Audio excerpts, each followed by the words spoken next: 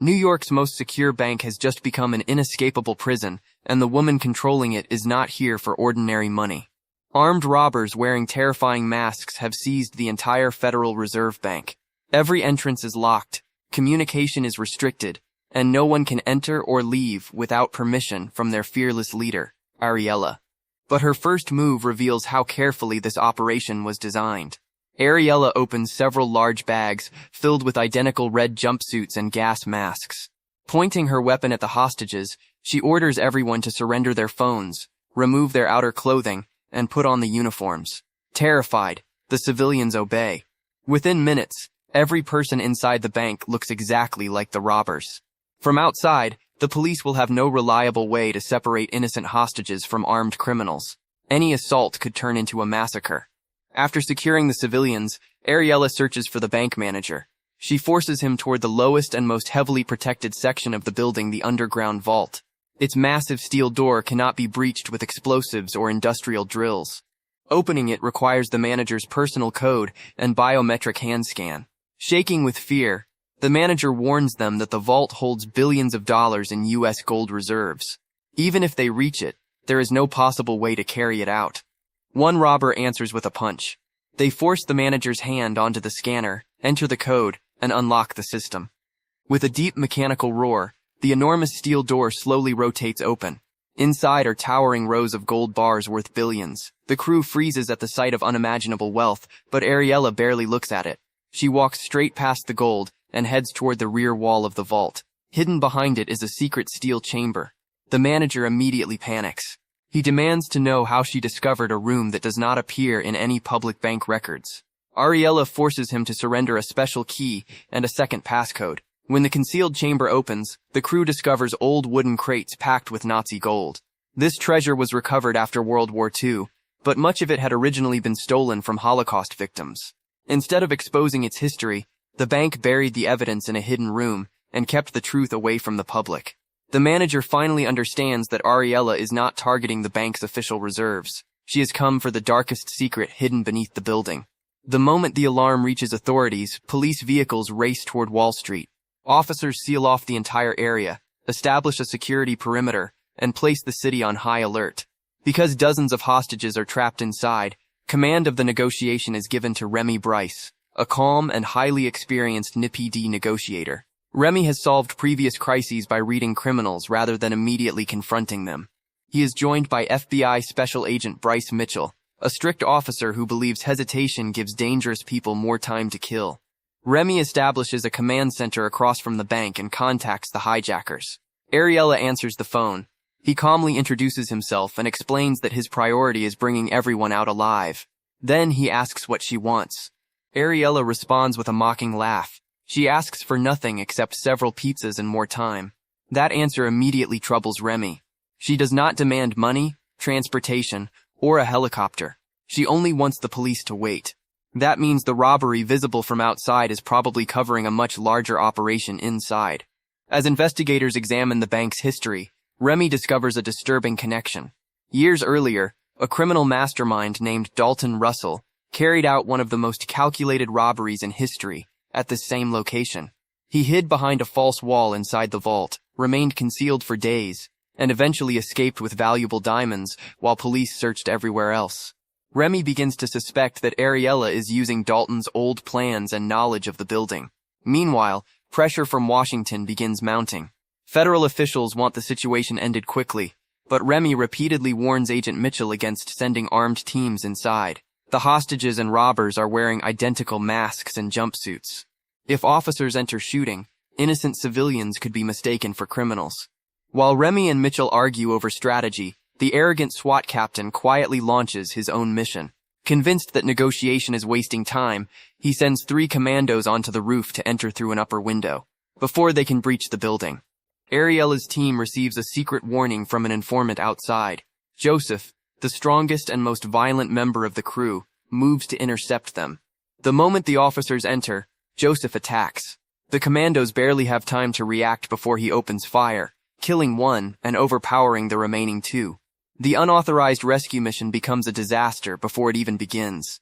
A furious Ariella immediately calls the command center.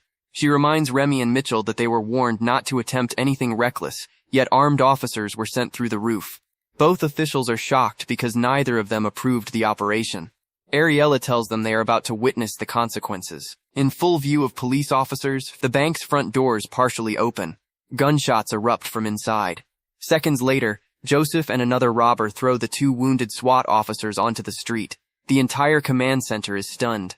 One captain's reckless decision has pushed law enforcement onto the defensive. Even worse, Ariella has proven that someone outside is reporting every police movement to her team. Deep beneath the bank, the real operation continues. The stolen Nazi gold is placed inside high-powered industrial furnaces and melted into liquid metal, making it easier to reshape, conceal, and transport. But the most dangerous part of the plan is unfolding behind the vault's rear wall. A young drilling expert is digging an underground escape tunnel toward the city's sewer system. The route is extremely risky, because an underground river runs directly beyond the stone barrier. One incorrect cut could release thousands of gallons of water into the vault, trapping and drowning everyone inside. Using advanced sensors and laser equipment, the driller measures every inch before continuing.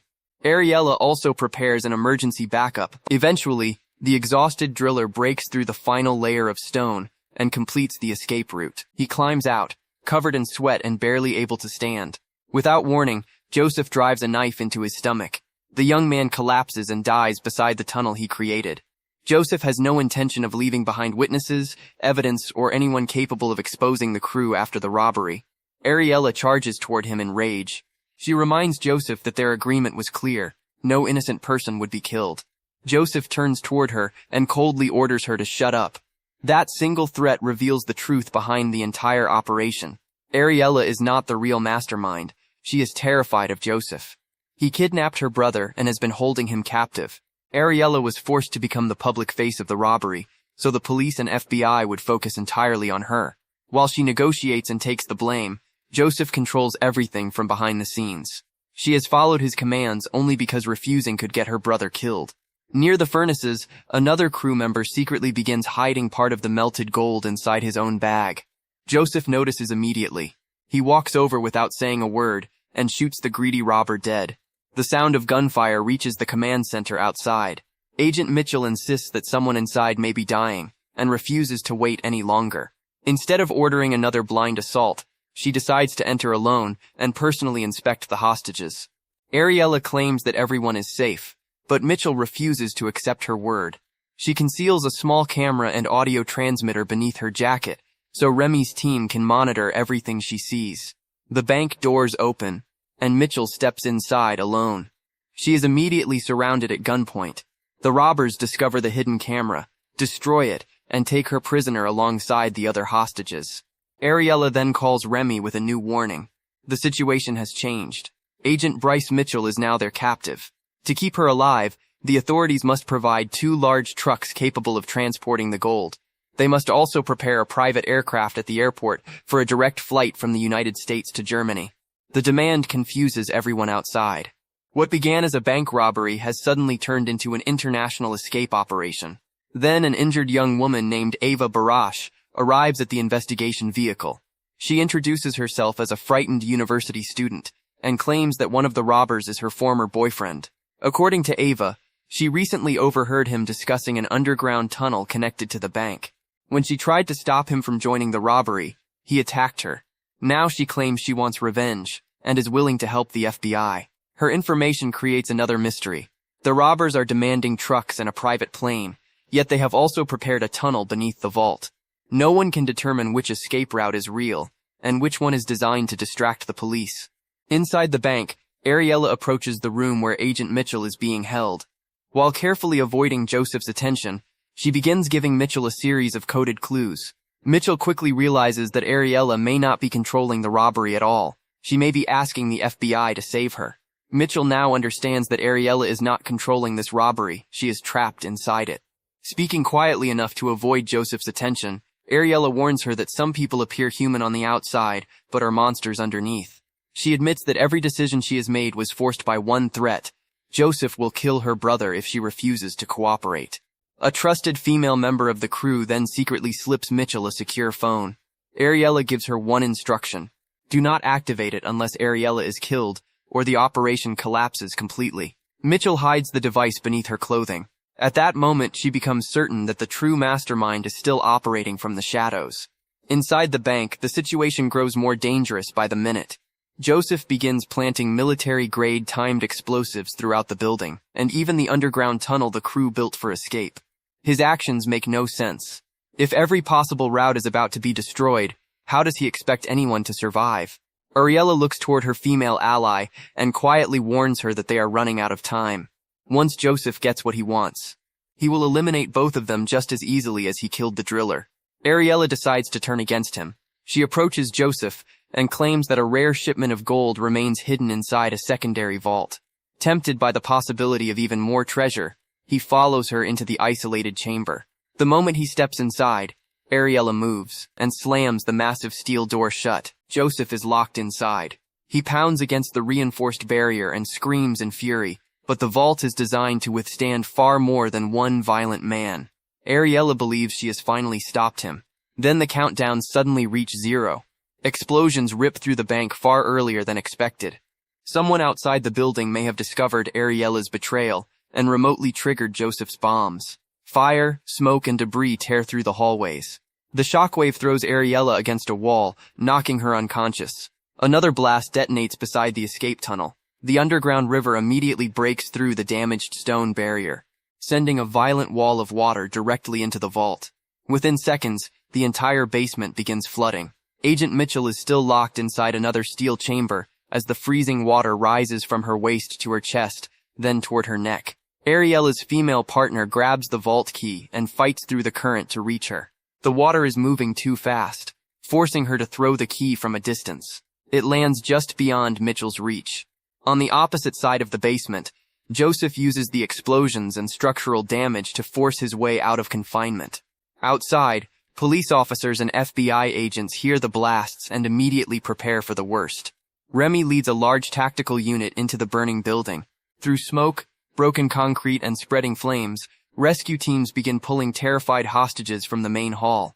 But Remy gives security officers a strict warning. No one is allowed to leave without removing their mask, revealing their face, and being questioned. Because the hostages and robbers are dressed identically, the criminals could easily disappear inside the crowd. Once the civilians are secured, Remy heads toward the basement to find Mitchell. As he moves deeper into the flooded lower level, he hears her screaming through the water. She calls his name and tells him she is trapped inside the vault. Remy pushes through chest-high water until he reaches the locked chamber. Mitchell tells him the key is somewhere beneath the surface. He searches blindly through the dark water until his fingers finally touch the metal key. Just as he begins unlocking the door, a shadow rises behind him. Joseph attacks. He grabs Remy by the throat, drags him backward, and forces his head beneath the water. Remy fights desperately, but Joseph is stronger and completely merciless. He holds him underwater until Remy's resistance begins fading. Seconds before he drowns, Mitchell manages to unlock the vault from inside. She throws the heavy door open, grabs a sharp metal blade, and drives it directly into Joseph's skull.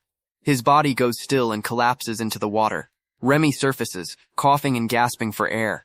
Mitchell pulls him upright, and the two escape the flooded basement together. Outside, both agents receive emergency treatment beside an ambulance. But when the FBI chief arrives, he offers Mitchell no praise for surviving the crisis. Instead, he humiliates her. He says that an FBI agent allowed herself to become a hostage and survived only because the criminals lost control of their own explosives. According to him, the robbers drowned, the gold remained secure, and the entire case ended through luck rather than skill. Then he delivers the final blow. After this failure, Mitchell can forget about receiving a promotion. The insult cuts deeply. Angry and disappointed, she walks away without defending herself, leaving Remy in charge of the investigation and recovery operation. While checking the rescue vehicles and the official list of hostages, Remy notices that Ava Barash is missing. He asks his technology officer, Ansh, where she went. Ansh casually explains that Ava passed inspection and left hours earlier. Then Remy notices something written on the investigation board, the number 392. He asks Ansh whether he wrote it, but Ansh says Ava may have left it before disappearing.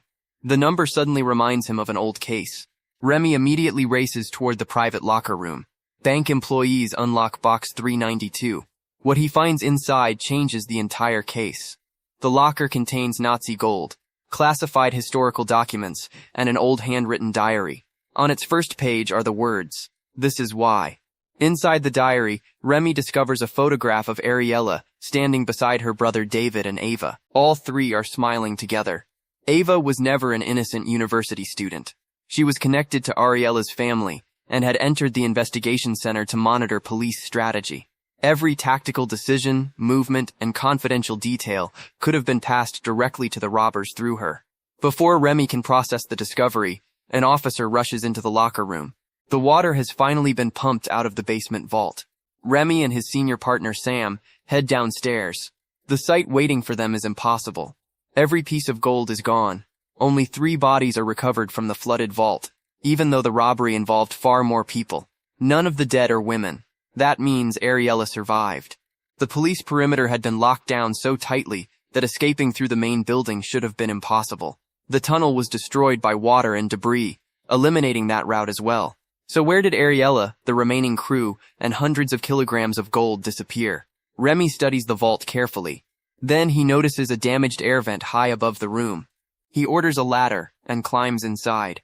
Hidden in the ventilation shaft, he discovers Ariella's red jumpsuit, her weapon, an oxygen cylinder, and a specialized underwater breathing mask. The answer becomes clear. When the vault flooded, Ariella survived inside the ventilation system by using the mask and oxygen tank. Once the water was removed and the building entered cleanup mode, she abandoned the robber uniform, changed clothes, and escaped through the vent. But one detail still bothers Remy. Why would she change clothing inside the ventilation system unless someone outside was waiting with a second disguise? His instincts tell him the robbery is not finished. He rushes back toward the main hall, only to discover that the cleanup team has already loaded the debris and left the bank. Remy searches the remaining wreckage.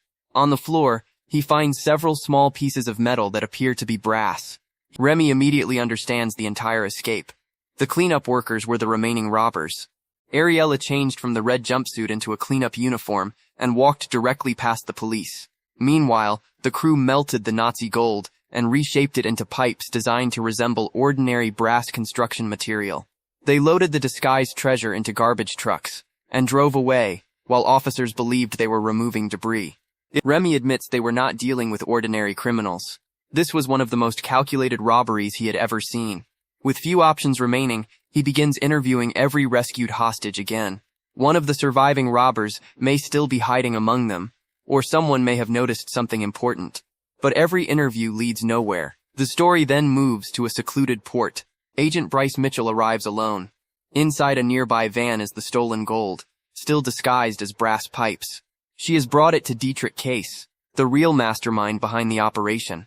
The exchange is supposed to secure the release of Ariella's kidnapped brother David. Dietrich is the son of Arthur Case. Years earlier, the U.S. government seized the gold and arrested Arthur. Now Dietrich wants revenge for his father and intends to recover what he considers his family's property. He inspects the metal pipes inside the van and confirms that the gold is real. Then, instead of honoring the agreement, he makes a phone call. Dietrich orders his men to kill David immediately. He never intended to release him. With the gold finally in his possession, Dietrich and his armed men prepare to leave the port. Suddenly, sirens surround them. FBI vehicles and police units storm the area from every direction. Dietrich and his entire crew are arrested beside the stolen gold. Mitchell had used the secure phone Ariella secretly gave her inside the bank. The device contained location data and evidence connecting Dietrich to the operation. By arranging the exchange, Mitchell accomplished 2 objectives at once. She exposed the true mastermind and recovered the stolen treasure, restoring both her reputation and her chances of promotion. Remy arrives shortly after the arrests.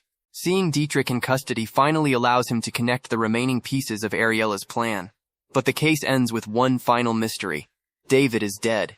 Ariella has vanished. And the gold recovered at the port represents only a small portion of what disappeared from the bank. The rest of the fortune is still missing.